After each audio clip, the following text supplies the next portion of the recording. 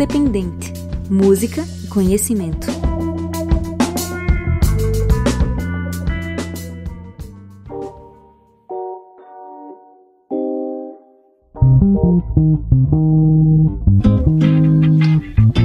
Pode me chamar que eu vou. Eu vou. Quando me quiser eu vou. Olha que eu vou. Eu já tô aí.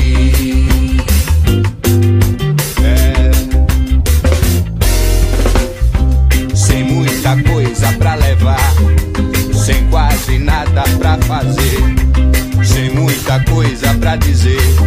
E pra começar, pode me chamar que eu vou. Eu vou. Quando me quiser eu vou. Olha que eu vou. Eu já tô aí.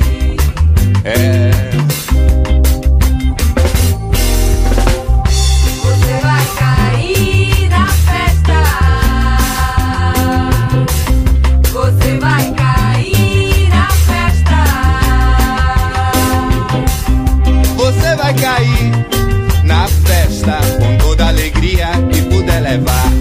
Você vai cair na festa com todos os planos por todo lugar. Você vai cair na festa. Você vai cair na festa.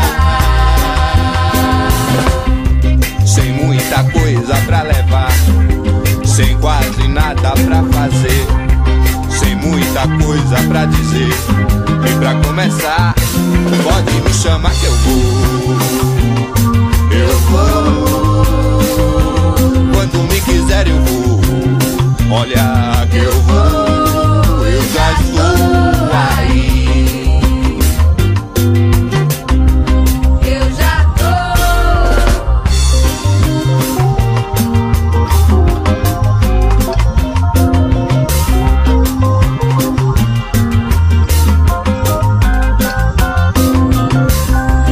Sem muita coisa pra levar, Sem quase nada pra fazer, sem muita coisa pra dizer. Pra começar, Pode me chamar que eu vou. Eu vou. Quando me quiser eu vou. Olha que eu vou. Eu já tô aí.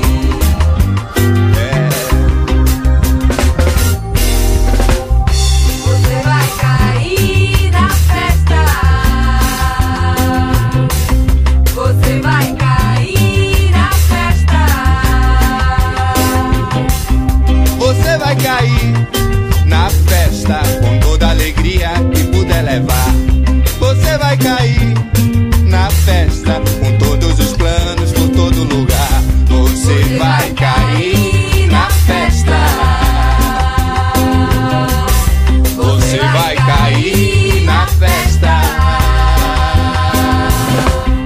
Sem muita coisa pra levar, sem quase nada pra fazer, sem muita coisa pra dizer. E pra começar, pode me chamar que eu vou. Eu vou. Quando me quiser eu vou. Olha que eu vou. Eu já tô aí. Eu já tô.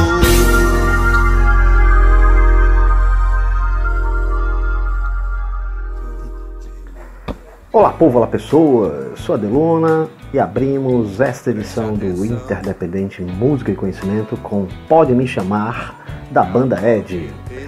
O grupo pernambucano completa 30 anos agora em 2019 e eu conversei com o Fábio Trummer, vocalista, guitarrista e fundador, sobre alguns dos momentos da história, desta banda olindense. Vamos nessa. É isso aí, eu tô aqui na esquina do Peneira, nos Quatro Cantos em Olinda, que é a terra do Fabinho Trummer, a terra da Ed. Fabinho, então vamos, como é uma matéria sobre os 30 anos da Ed, a gente vai começar do começo, né? Como é que teve a ideia, né, de criar a Ed? Cara, na época uma das melhores diversões que você podia ter era montar uma banda. E no colégio eu não era um aluno muito atencioso e tal, às aulas, mas a escola me deu isso, né? A possibilidade de encontrar ali pessoas que pensam como você. E uns amigos tinham feito uma banda num colegial, assim, num evento do colégio. E a partir daí isso despertou em mim uma vontade muito grande. Meu pai tinha um violão em casa. Qual era o colégio? Era a Academia Santa Gertrudes. Que ano mais ou menos? Deve ser por volta de 85, 86. Aí eu peguei, meu irmão tocava uns acordes, eu aprendi uns acordes com ele e já comecei a ter banda, cara. Eu sabia Mi menor e mais fáceis, lá com os 3 dedinhos assim, e Ré, e Mi, e pra botar pestana era um trabalho da porra, assim, porque era difícil na época. Mas aí eu já subi no palco assim, cara, porque um amigo perguntou: Fabinho, tu toca guitarra? Eu digo, toco. Tu tem guitarra? Eu ainda não tinha, mas eu já tinha esquematizado uma guitarra para comprar. E tu sabe solar? Eu digo, sei. Cara, e aí isso foi massa, porque eu tive a necessidade de já ter uns solos prontos para as músicas que eles tinham. E eu também, aí eu me descobri também, por parar para fazer os solos para as músicas, eu parei para fazer música também. Então eu já comecei a tocar compondo. E eu acho que isso foi muito importante, porque no processo mesmo que leva você à profissionalização, a música autoral, que passa por você aprender a sua composição, e a composição é um processo muito importante para ter uma vida longa. Então foi bom para mim, porque eu já comecei a tocar literalmente, aprendendo os primeiros acordes, já compondo. E aí foi assim, e aí depois veio, eu estava sentado aqui nos Quatro Cantos, em Dona Darcy, que é do outro lado, em começo de 89 mais ou menos, e já tinha uma banda, tinha sido Punches, tinha sido Companhia Acme, e por uma necessidade de um festival no Colégio Objetivo, a gente teve que mudar a formação só com pessoas do colégio. E aí aconteceu o Ed. E aí eu precisava dar outro nome. E aí a gente, na época, as bandas brasileiras tinham nomes enormes. Legião Urbana, Capital Inicial, Paralamas do Sucesso. Hoje um Vida Acostumada é uma coisa normal, mas na época vocês escutavam uma banda chamada Paralamas do Sucesso e diziam, isso não vai dar certo, cara. Mas aí a gente é uma geração seguinte, né? Veio meio que negando algumas coisas da geração anterior, e uma delas era esses nomes compostos. E na época tinha uma cena inglesa, Hyde, Smith, enfim, uns nomes próprios assim, que eu achava interessante. Blur, né? Não, Blur é depois. Mas é nessa, digamos que são os caçulas dessa geração. Certo. De nomes curtos. E aí a gente é dessa época, os caras devem ter minha idade. Os caras dessa banda, e a gente era dessa época. E as bandas, caras, a gente ouvia muito rock inglês, era uma geração fenomenal de música de música universal e feita na Inglaterra. Mais ou menos o que veio ser Recife uns 7, 8 anos depois. Eu chego já nisso aí. A gente ouvia muita música inglesa, The Smiths, The Cure, essas bandas Hyde, etc. Happy Monday estava chegando, Bauhaus, Joy Division. A gente vinha, o bom da música, assim, era uma cena muito forte a inglesa, e a gente ouvia muito. Então o Ed veio meio inspirado nisso. Tinha um surfista também, Ed Aikau, que é um cara que é uma lenda do surf, um havaiano e tal, e tem também essa homenagem ao surf. Não era uma escolha, eram vários motivos que levaram a ser o nome Ed. Assim. Mas foi sentado aqui nos Quatro Cantos, porque quando eu pensei Ed, eu vi uma pessoa com uma camisa passando escrita Ed, do jeito que eu tinha pensado. E aí eu digo, caralho, isso deve ser algum sinal do portal dos Quatro Cantos, é melhor eu obedecer, né? E a gente, os shows anteriores da Punches, Companhia Acme, a gente fazia também nos Quatro Cantos. Na calçada aí, tinha Bugão, que tinha uma veraneio que tinha umas caixas em cima, umas cornetas, lembra disso? Bugão, pai de Buguinha? Ele parava aqui, a gente ligava os instrumentos nessas cornetas do coisa, montava a bateria e tocava aqui na calçada, cara. E quer dizer que o Ed não tem a ver com o mascote do Iron Maiden, né? Então, muita gente pensa tem isso. Um monte de Ed, menos o do Iron Maiden. Cara, Iron Maiden na época, hoje, depois de um tempo, hoje não, já faz um tempo, eu afrouxei essas nossas esses nossos preconceitos, né? Porque quando você tocava, você era punk, você não podia ser heavy metal, que não podia ser reggae, que não podia ser axé.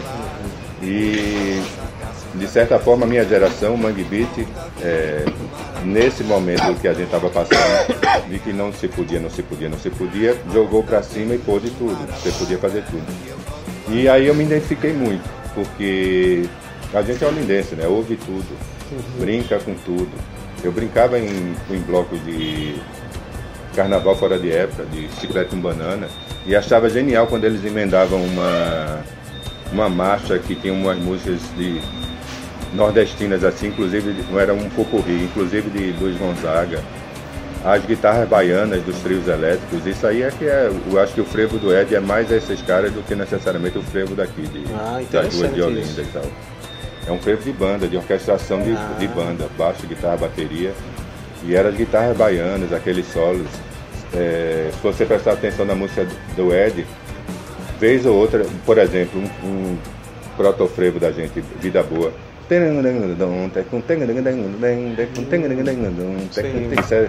Guitarra baiana.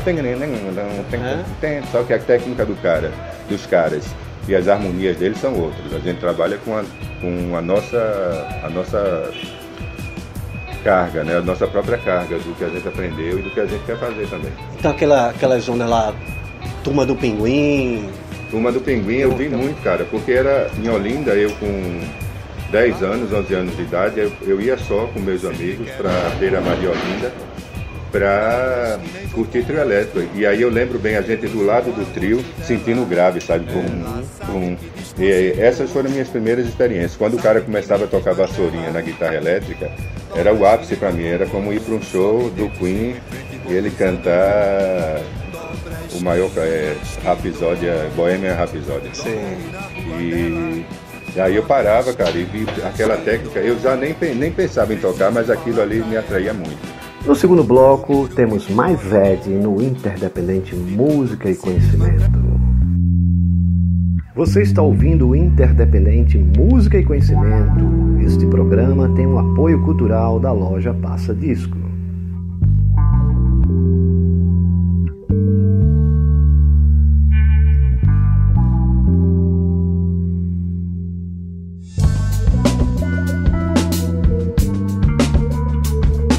Interdependente. Música e conhecimento.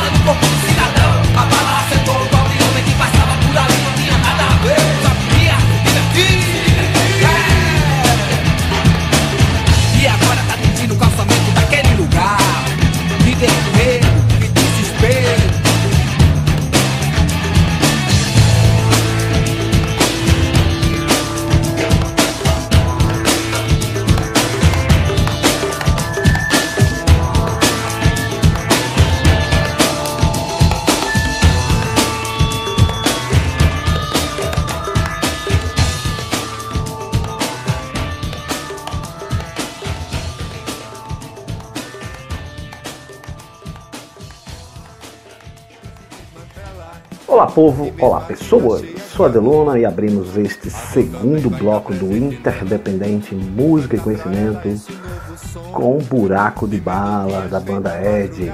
E a gente continua aqui essa conversa com Fábio Tramer, vocalista e guitarrista, a respeito da história da banda que agora em 2019 completa 30 anos. Agora, no início mesmo assim, se eu não me engano, tinha... O Ed fazia cover, né, do Ramones, né? Cara, a gente fazia cover porque curtia, lógico, você não começa a tocar, tem um repertório próprio, demora para você ter um repertório, compor e tal. Mas a gente eram duas coisas, uma que a gente adorava essas bandas, Ramones, Pixies, chegou a tentar tocar Sonic Youth, mas fazíamos nossas versões. Na verdade, a gente aprendeu a arranjar música com baixo, guitarra, bateria, teclado, fazendo as nossas versões dessas músicas no início. Mas a gente também usava isso como uma estratégia, porque a gente tinha música própria, e se tu fizesse um show só com música própria, ninguém ia. A gente usava dos covers para botar nossas músicas próprias entre eles, pensado racionalmente, para poder apresentar eles ao público. E uma estratégia que deu muito certo, porque com o passar dos anos foi aumentando as nossas músicas próprias e diminuindo os covers. E até que chegou no ponto que é só música própria, o que a gente gravou. E nessa época, qual era a formação da banda? Cara, na época do Pouco Louco já... Começou eu, Vieira, na bateria e Maninho no baixo. Aí... Vieira, qual sabe o seu nome dele? Vieira é Ricardo Gorba, é um fotógrafo. Certo. E o outro? Maninho é arquiteto de formação e trabalha com uma empresa de drones e tal. Aí ele tocava o quê? Baixo. Certo. O outro era bateria. Bateria e eu guitarra e voz. Começou no Pouco Louco essa formação, mas nesses anos de tipo 93, 94, 95, 96 o Ed mudou muito de formação. Então, na continuidade, um ano depois já estava tipo Animal na bateria. Rogério, a gente chamou para cantar, chegou a fazer um show cantando só no Pouco Louco. Rogerman. Mas aí ele foi pro baixo porque Maninho também já não estava tão interessado em tocar e Rogério estava a fim de chegar. E era uma época que a gente tinha que escolher entre a faculdade e a vida de música. E alguns seguiram a vida acadêmica e a gente seguiu a vida de música. Aí Rogério foi pro baixo e tal. Depois saiu Animal pelos mesmos motivos, aí chegou Bernardo na bateria. A gente chamou Fred Eremita para percussão. Nessa altura do campeonato já era 94, 95 e o Mangue Beat já era uma realidade. Para quem gostava de música e acompanhava, o movimento Mangue Beat já era uma realidade, não necessariamente para o público, grande público, mas para a crítica e para o meio. Era uma realidade e essa época aqui a gente estava vivendo uma das melhores épocas da minha vida em relação à rua.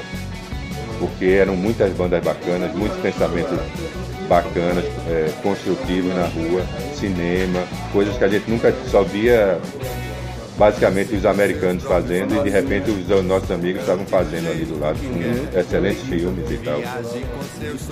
E foi, na verdade, esse processo de mudança foi uma adequação a quem se tornou músico profissional e quem seguiu uma outra vida. Chegamos aí, conseguimos o primeiro contrato. É uma coisa que eu não queria ter, não. Já queria ter gravado antes. Eu hoje, se voltasse no tempo, o que é que você faria com o Ed se voltasse no tempo? Teria gravado um álbum já ali em 94. Dava para fazer isso, mas a gente foi enganado pelo sistema do mercado musical. Esperar uma gravadora. Se tivesse a experiência que adquiriu com isso, até com esse, principalmente com esse episódio de esperar uma gravadora e tal, a gente teria uma obra maior, a gente teria mais representatividade das mudanças que a gente teve como música nesses anos todos. Porque se mapeia o Ed de 98 com Sonic Mambo pra cá. Quem escuta o Sonic Mambo e curtia o Ed na época vê que era bem diferente do que a gente tocava no palco e o que o álbum veio. Ele ficou bem mais rock and roll, assim, né? Ele ficou bem menos barulhento e mais adestrado rock and roll, assim, a fórmula botou dentro da receita mais rock and roll. E a gente somos mais orgânicos.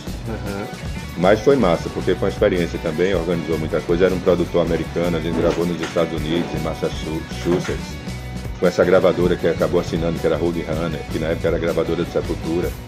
E foi uma experiência fantástica. Mas o público desenha o Ed a partir de 98. Se você escuta o Ed de 98 para trás, é uma outra banda. É um outro rock. E foi todo mundo para os Estados Unidos gravar? Foi todo mundo. A banda, eu, Karina Bull, Fred Eremita, Bernardo e Rogério. Karina Bull era percussão. Percussão em voz. Eremita também fazia percussão em voz, Rogério percussão em baixo e voz, Berna bateria e guitarra. Pô, mas é interessante, é uma época diferente, né? Que uma gravadora ainda bancava. Então, era bem a mudança. Sim. A gente foi a última banda assim, vinha empurrando as coisas, empurrando. Quando chegou no precipício, estava a gente. Foi a última. Tanto que a gente teve a grana da gravadora para gravar e quando acabou não teve mais para distribuir e nem trabalhar. Aí a gente fez um disco por uma gravadora gravado nos Estados Unidos, onde o trabalho da gravadora acabou depois de gravar. É ridículo isso. E a gente, essa época foi pau, porque a gente se organizou aqui, fez muito show, juntou dinheiro, alugou uma casa em São Paulo, se programou para todo mundo estar em São Paulo na época do lançamento, para a gente poder trabalhar o álbum. O álbum passou um ano por conta disso, atrasando, e a gente já tinha se programado, já estava lá. Isso criou muita frustração na banda. Foi quando o Roger e Berna meio que mudaram de direção dentro da música. Sim. Berna foi trabalhar em casa, com gravação, era o baterista na época. Aí o Ed nessa época já era os 3, porque essa coisa toda de gravadora. Karina saiu e foi com o Mateuzinha. Eu digo que o Ed se multiplicou. Rogério saiu e fez o Bom Sucesso. E aí nessa época, então, Berna saiu, foi trabalhar com produção. Roger também estava começando o trabalho dele. E aí eu falei, Roger, vamos fazer essa transição, porque tu fica mais um tempo, a gente faz essa transição, tu vai preparando o teu trabalho paralelamente. E quando tu estiver pronto e eu também, a gente segue. Aí foi quando deu tempo, isso foi muito legal. Porque na época eu lembro assim, banda briga por qualquer coisa, porque é convivência extrema há muito tempo. Mas levar a sério uma briga que é uma convivência extrema e saber que era só uma briga de convivência e levar a amizade a sério, isso é uma coisa que o Ed conseguiu assim. Nessa transposição, a gente era muito novo e eu lembro bem a gente conversando, sentando para conversar, ouvindo do outro pra caralho, depois o outro ouvindo da gente pra caralho e a gente sentava para conversar, não, vamos fazer uma transição. Eu fui muito incentivador do trabalho dele, o primeiro trabalho que eu acho muito do caralho, ele botava umas bases eletrônicas. O samba chegou, sim, o samba chegou na cira, e subiu até. E aí foi massa, porque é isso, hoje eu tô tocando com os caras, né? Em 2019 eu tô tocando com os caras de novo, porque são 30 anos da banda e a gente tá fazendo essas homenagens aos discos e tal. Esses caras quem são?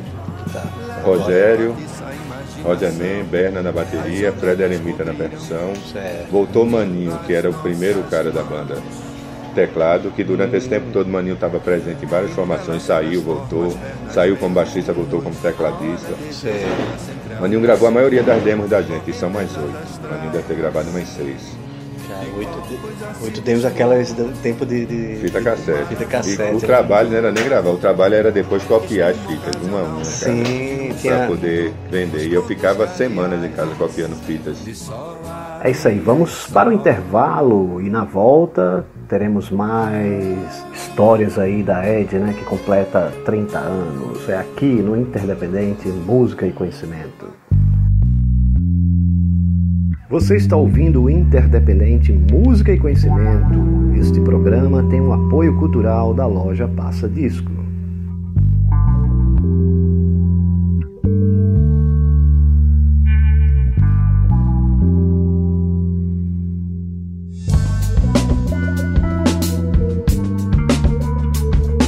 Interdependente.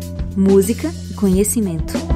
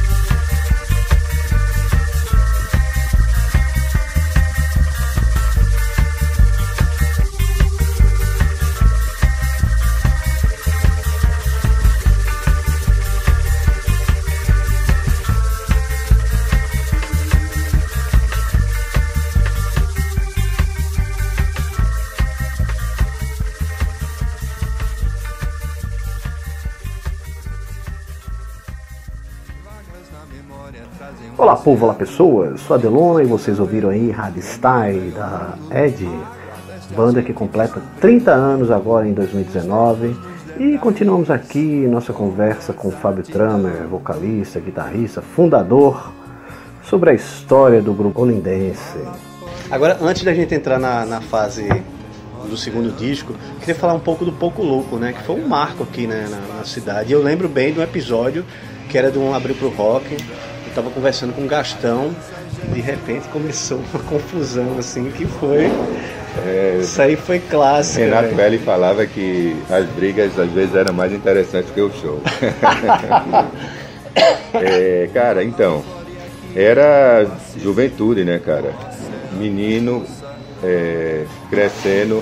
E aquela época em Recife tinha um fenômeno acontecendo, era encontro de regiões. Antes disso, o povo do centro do Recife, o povo de Boa Viagem, o povo de Olinda, não se cruzava em festas não, porque era briga. Era uma cultura burra que a gente tinha aqui, e aí quando se encontrava grupos diferentes, brigavam. Tinha os grupos conhecidos, a Lama, aí tinha a quadra de Bairro Novo, tinha um monte de amigo meu, inclusive na Lama, na quadra de Bairro Novo, na cidade, que tinha outro grupo.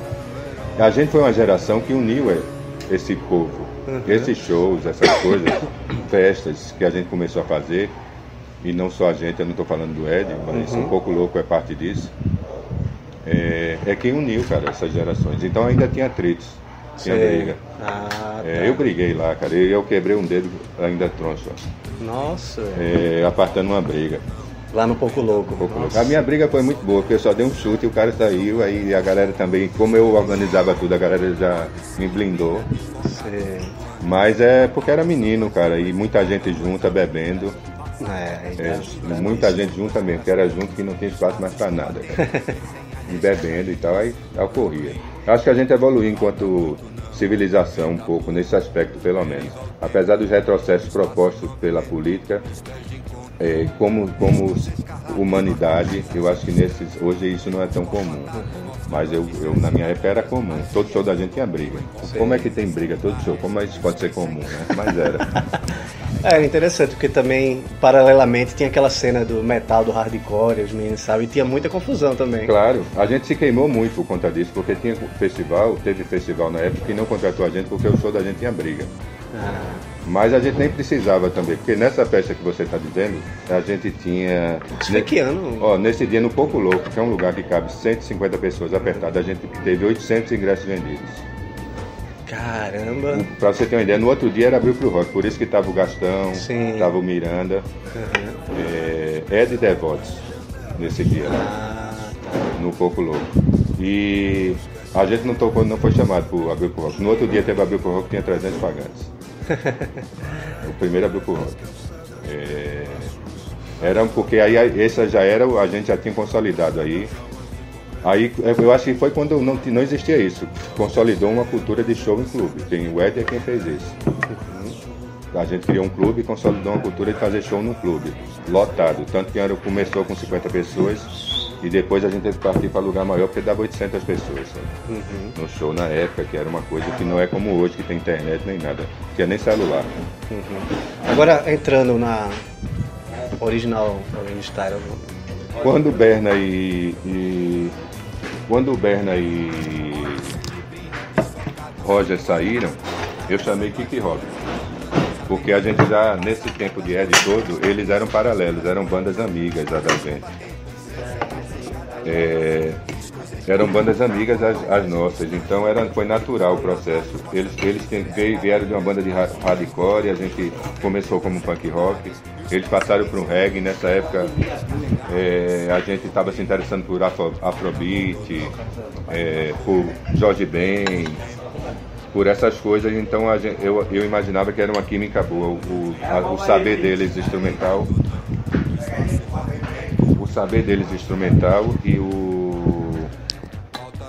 e o que a gente estava se propondo a fazer a partir dali, de música mesmo, ou coisas que a gente até já fazia, mas a formação antiga não permitia que a gente executasse.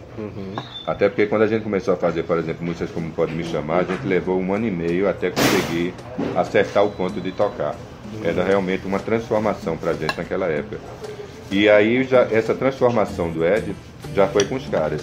Logo depois entrou o Ureia, porque a gente estava atrás de um percussionista, o Ureia tocava com o Erasto, a gente foi ver um show de Erasto. E aí eu olhou assim, rapaz, esse cara é gente boa, vamos chamar ele. Aí Rob Kiko fez, marca não, doido. Maloqueiro da porra, aí foi. E aí pronto, aí começou. Então essa transformação toda do Ed, que o Ed se tornou, que o Ed gravou o original Linda Style. E de certa forma aí sim a gente conseguiu uma atenção maior de mídia, de programadores de festivais e etc e tal. Foi com essa galera. E pô, formatou um som, né, cara? É uma coisa muito difícil de fazer, vocês conseguiram fazer. Aí é parte a galera de antes é fundamental também nesse processo de formatação do som. Porque a gente formatou primeiro uma maneira de harmonizar as músicas. Certo. E depois a gente formatou a parte rítmica, aí já com os caras, a maneira de formatar e harmonizar as músicas. E aí foi um processo assim, que é um processo musical mesmo, de busca da própria música, do autoral, né? Certo. E falando dessas figuras aí, pô, a dupla aqui que está presente, inclusive, né? Todo mundo fala assim, né? Pô, os dois funcionam muito bem, pá, baixo, bateria, drum and bass ali, não sei o quê, pá. E é curioso, né? Que os caras vieram do hardcore e tá aí. Então, isso é Pernambuco, né, cara? A nossa formação cultural é... Eu comecei menino, cara, as bandas que eu via menino era hardcore, década de 80, eu de 10 aos 20 anos, era Dead Kennedys, era Sex Pistols, era Ramones. A gente começou ouvindo isso, os caras são contemporâneos também. Depois a gente, no final dos 80, a gente começou a se aproximar do reggae, hip hop, muito por influência já dos caras de Pernambuco, como Chico Sainz e tal, que mostraram isso a todo mundo, sabe? Através da música deles e através de discotecagens e tal. E os caras tinham essa leitura desses gêneros musicais, que é o que a gente sabia trabalhar. A nossa escola não é rica em quantidade. As primeiras escolas é o punk rock, aí vai passando ali uma tentativa de reggae, uma tentativa de encaixar uma bateria mais compassada como hip hop, mas a gente é música autoral, urbano, cara, música popular urbano, não somos musicistas, a gente toca a nossa música. E foi ali, a partir desse disco também, que vocês começaram a sair mais, assim, do estado, tocar mais fora? Também como efeito das fitas demo, sabe? Ah, sim. Porque as pessoas já conheciam. O original Linda Style foi importante, porque a gente tinha uma cama para ele se deitar. Até o Sonic Mom. Tinha 8 fitas demos e um Sonic Mom. Então o Ed já tinha uma reputação. Quando o original Linda Style saiu, e essa mudança, e a gente conseguiu, de alguma maneira a gente conseguiu fazer essa transição e essa mudança de som bem, essa reputação que a gente tinha foi muito importante para alavancar o original Linda Style também.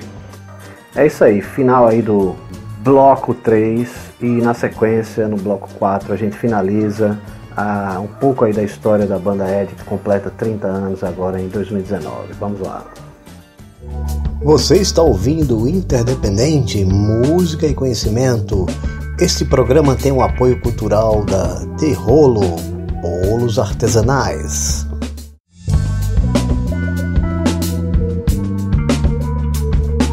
Interdependente, música e conhecimento. E a rua toda com medo de você.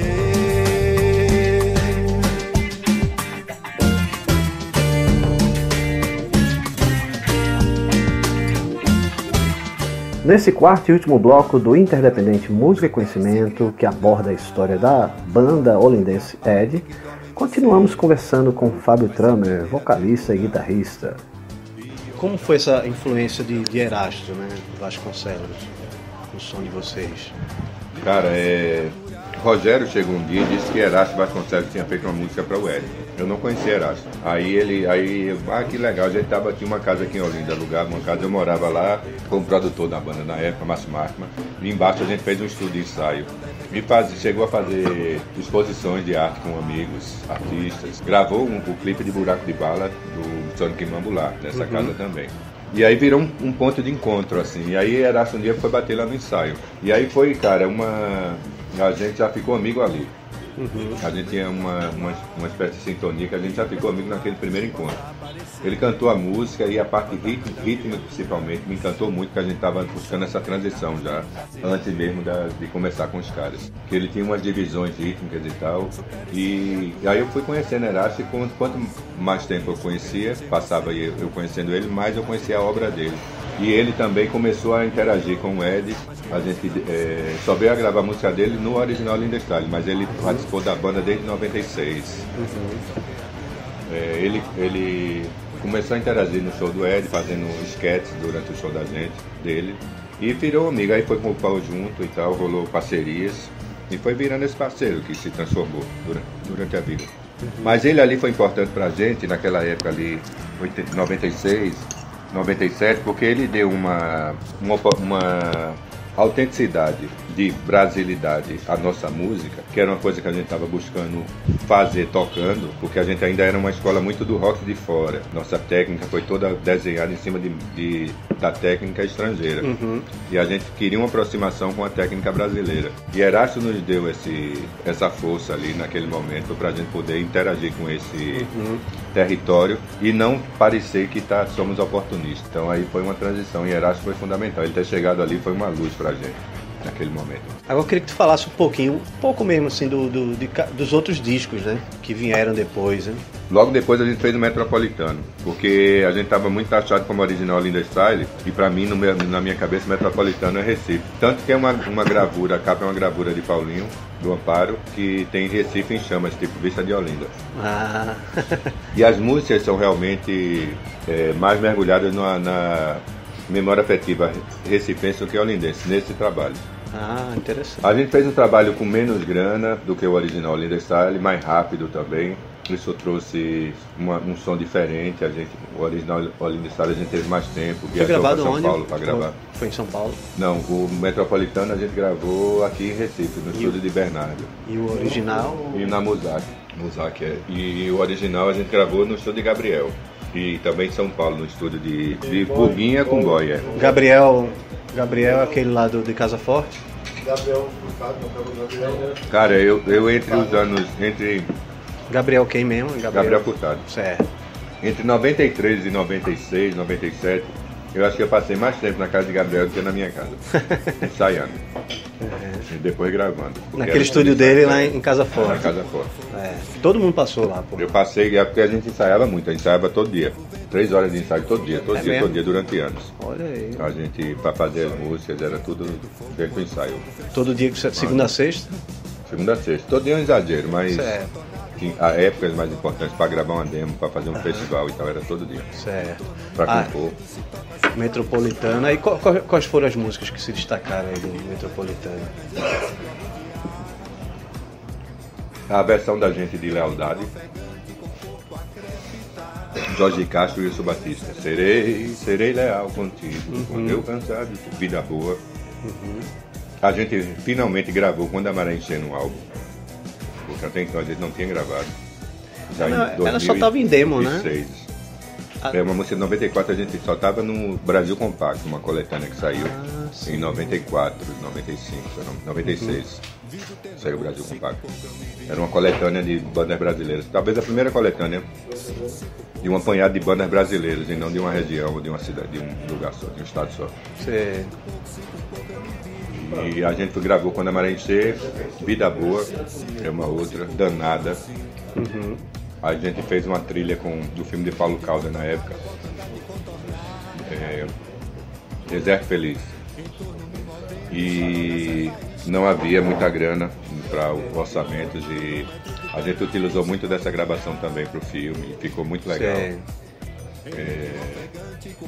Tem As Flores e as Cores. E Quando a Maré Encher, Quando foi que o Nação gravou? Foi antes ou depois dessa gravação aí do Metropolitano? Nação gravou quando o Chico morreu, o primeiro disco. Certo. Eu acho que é de 99 o Rádio Samba, né? Certo. Eu acho que é por aí. Então foi antes de vocês? Ou... Antes da gente no Metropolitano, depois da gente no Brasil Compacto. Ah, entendi. E aí depois veio o Cássia Eller, né? Que aí bombou, né? Aí é foda, aquele acústico de Cássia Eller é bom pra caralho, né? Então a gente deu essa sorte também de ele ter caído num álbum muito bom, que apresenta ele, a música, a muita gente. Tu teve contato com ela, com Cássia Eller? Não. Uma vez ela teve um show aqui, me chamaram pra ir antes do show no camarim, eu falei, cara, antes do show a pessoa tá se concentrando. Não consegue dar atenção, e que se você quiser atenção é foda que você tira a pessoa da concentração. Um dia eu encontro com ela numa mesa de bar, por aí, e a gente conversa e tal. Mas aí não rolou, ela morreu um tempo depois. Sei. Agora, foi bom também no sentido de direito autoral, né? Imagino também, né? Que a música tocou. Quando ela gravou e entrou a primeira... Não, na verdade ela tinha gravado, mas não tinha saído do álbum. Mas eles tocaram no Rock in Rio no mesmo dia. Nação e Cássia Eller, e os dois tocaram a música. Chegou uma direito autoral inédito na minha vida e eu usei para fazer o original Linda Style. Olha aí, caramba. Foi a grana que a gente conseguiu gravar o original Linda Style. Sei. Pronto, aí depois Metropolitana, aí veio qual? Aí o Metropolitana, aí veio o Carnaval no Inferno. E aí foi gravado Gravou em São Paulo. Certo. YB. Foi um disco bem bom de fazer com Buguinha também. Buguinha morava em São Paulo. Foi co-produzido com Buguinha. E foi uma época bem boa da gente. A gente fazia temporadas em São Paulo. O público da gente crescendo por lá. E foi um disco super bem aceito também. Certo. Sobre uma dor, algumas marcas, parceria com Júnior Barreto, que era uma vontade antiga nossa. Me diga o que não foi legal, dei pra você o que ganhei de outras. E de certa forma a gente conseguindo azeitar mais a nossa própria música. Essa nossa música brasileira, com as nossas escolas e tal.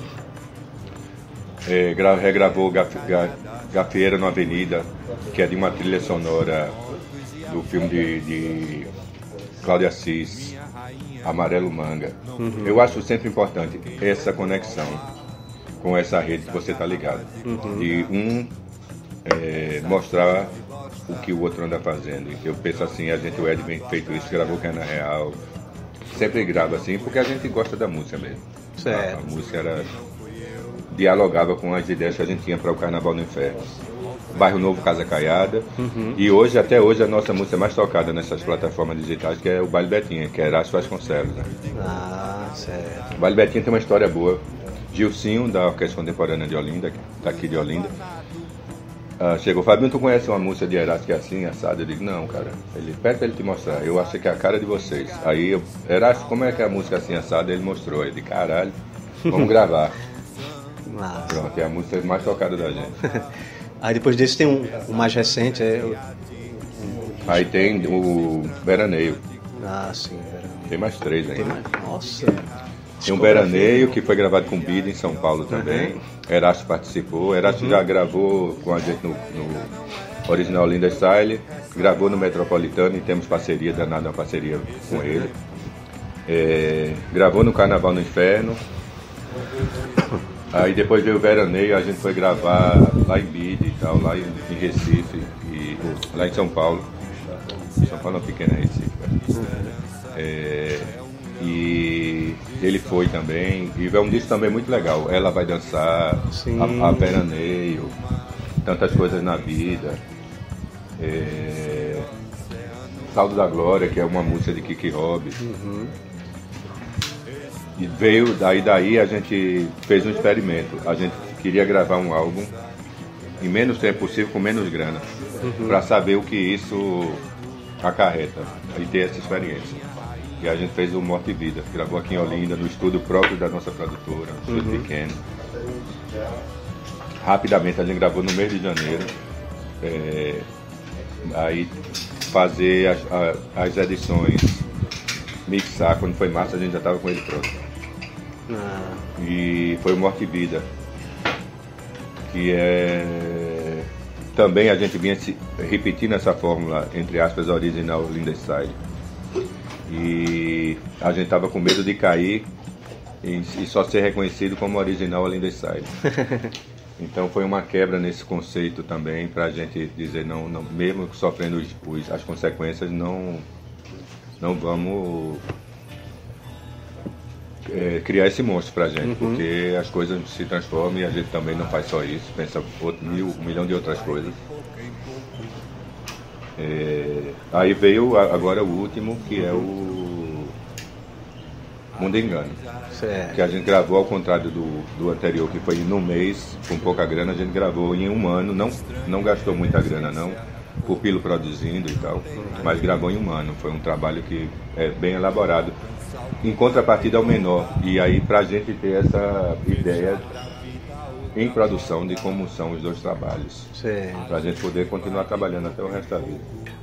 É isso aí, parabéns a Ed pelos 30 anos e que tenham mais 30 anos de sucesso. E vamos terminar esta edição do Interdependente Música e Conhecimento com Eu Ia, da Ed. E acesse o www.interdependente.com. Até a próxima. Eu ia lá na casa de Maria. Eu ia lá na casa de Maria.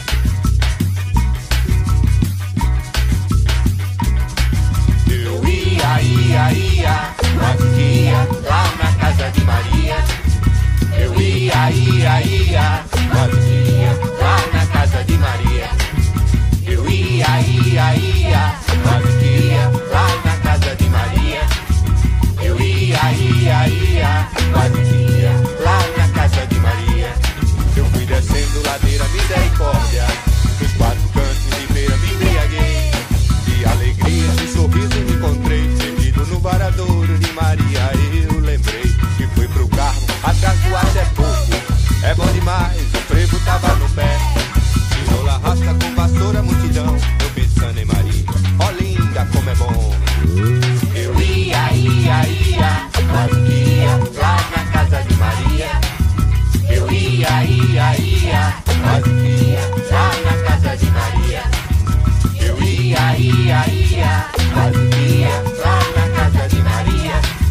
Eu ia, quase que ia lá na casa de Maria.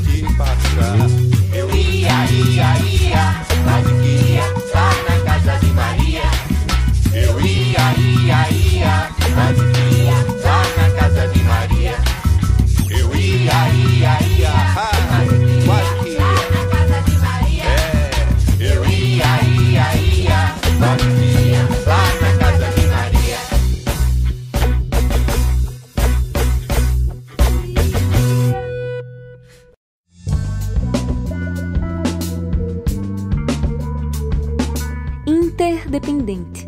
Música e conhecimento.